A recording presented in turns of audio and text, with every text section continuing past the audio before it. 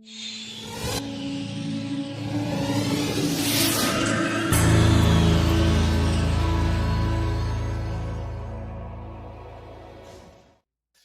day, everyone. What I have here is a smartphone.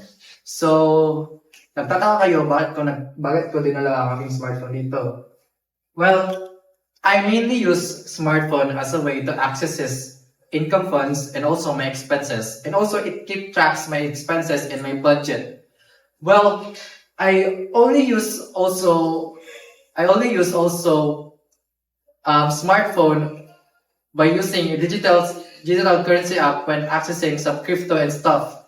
Well, you may be wondering what is the connection between crypto and corruption.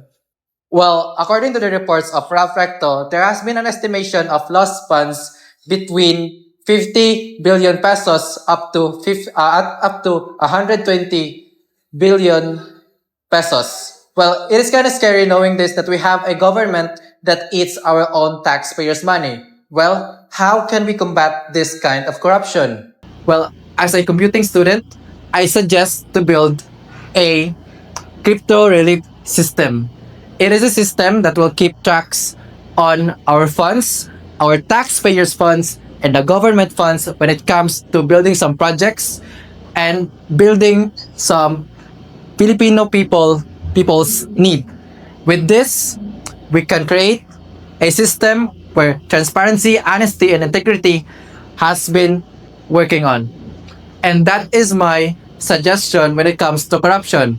In conclusion, if we have a good governance, a governance with honesty, a governance with integrity, and a governance with transparency, I believe that we could have the economic growth that we could strive on.